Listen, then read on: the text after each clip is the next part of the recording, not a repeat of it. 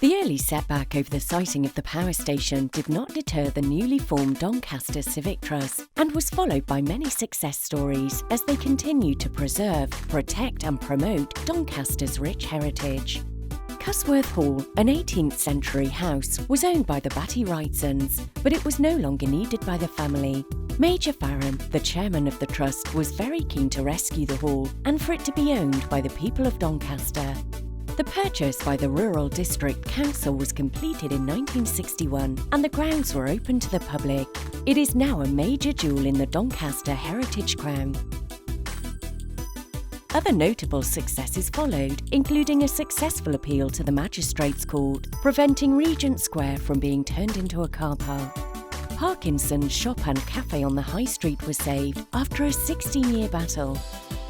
The historic Bellevue House was saved from demolition. The building is now the Grand St Leger Hotel and is very popular during Leger Race Week. One of the Trust's major successes was in persuading the Department of the Environment in 1988 to resurvey the town centre. This was to look at which buildings should be listed, as originally the old borough was to be excluded. A suggested list was sent and as a result, 70 buildings were listed, including the Nag's Head, the railway station and Clock Corner, which as part of an earlier plan to widen Baxter Gate would have led to its demolition.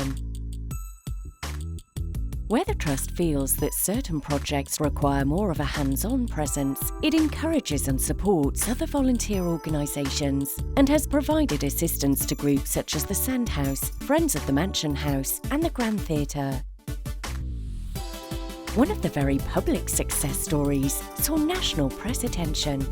Christchurch is Doncaster's oldest church in the town centre, yet it was feared that the church would be lost to Doncaster.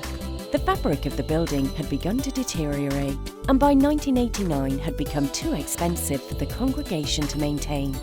The church was closed in 1989 when the Trust began its campaign to save the church from demolition. When the church was made redundant in 1991, the Trust issued a leaflet called A Church in Crisis, which received national press coverage. In 1995, the church was sold to the Reach Out Christian Fellowship for a nominal sum, and the Trust made substantial donations to help with the restoration.